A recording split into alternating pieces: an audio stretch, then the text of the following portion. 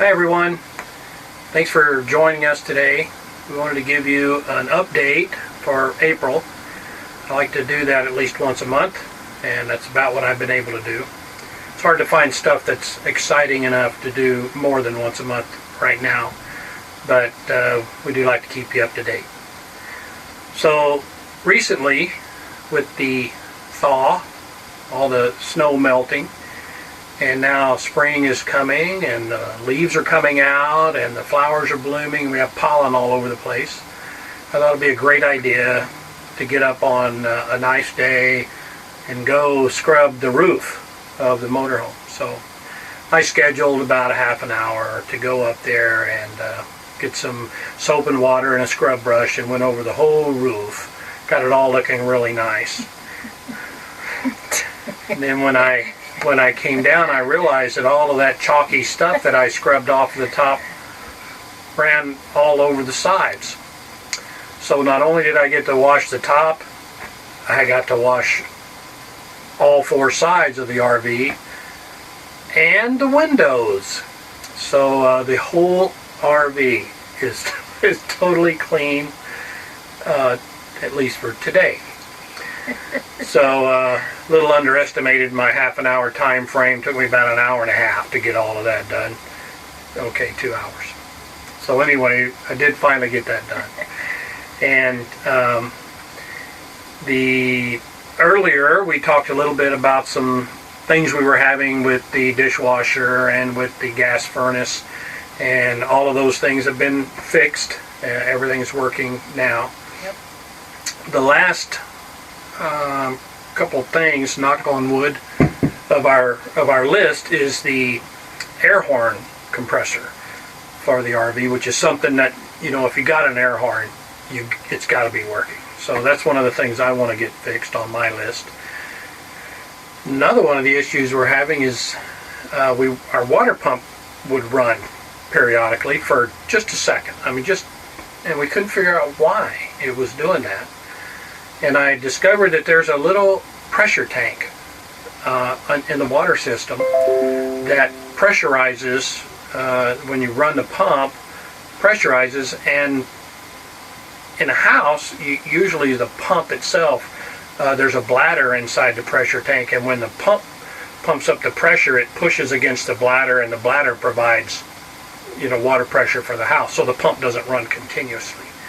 Well, in this one, the pressure tank is about the size of a football, and the bladder in there doesn't have a lot of space, and so to compensate for it, they have a little air valve on the top, and you put a little air in it, and it's like 15 or 20 pounds.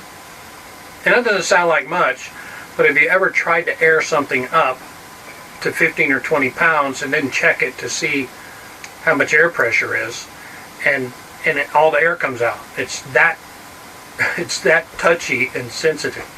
So I think I've got it at least better than it was. The pump doesn't seem to run like it was before, so I think we're making a little headway. I think so.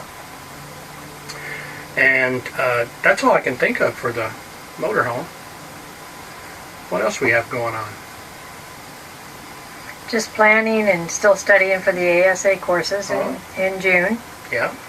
And still looking for our boats online, getting some more information on those, and checking out websites, see what we like. We do have a difference in what kind of boat we want, so we're still working that out.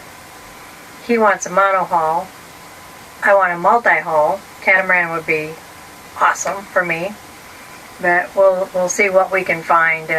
Don't find many catamarans up here in the Pacific Northwest, so that's kind of an issue. I can't get him on a catamaran as often as I would like. He can get me on a monohull, so we'll have to see how that all works out. But yeah, the only catamaran we really got on was when we went to Kima last summer. Kima, Texas. Kima, Texas, and we got to get on a Lagoon 42 or 420, which was, I mean, you know, they're nice, very nice. I could get used to it, but it's just finding one. They're probably 2 to 3 times the price of a monohull that we find with comparable links. We're looking for mid 40s to 50 feet, and so trying to find one in our price range is kind of an issue. But with that being said, we realized that this fall, if we could find a boat that met all of our needs at the right price, we could justify buying one this fall. That is exciting, and we would have to save some money to justify paying for the mortgage for a year, but if we could get that done, it would give us a head start to get any repairs that need to be done, to get used to it, to enjoy getting to take it out and doing some sailing.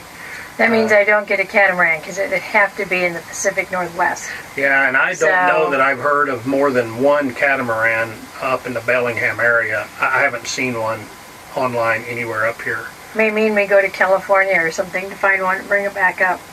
Well, if we do that, it won't be this year. But anyway, that's kind of the idea. If we could find something like that would work. Let's see. So if you have any ideas, you've heard of any boats that are for sale in our criteria, let us know. Make a comment down below. Let us know, and we'll go from there. So appreciate any help you can give us on absolutely trying to find something so that we can finally get on the water. Yeah, and if we do that, I'm thinking we'll probably have enough information to post more than once a month, which would be kind of fun too. Hopefully it's not all repairs, which seems to be what I see. We see when we look at a lot of the other YouTubers that are sailing and cruising. They have like at least one day a week, but then all they do is repairs on the boat. So that's why we get to see a lot of those. Other than that, that's pretty much the update for April. And if you have any info, any good insight, feel free to leave a comment. And until we see you next month, hopefully, we'll have the skirting all off of the motor home. I'll get the hydraulic jack springs replaced with the new ones. And we'll be ready for the summer. I think so. All right. So until next time, the rest of our story. Bye-bye. Thanks a lot.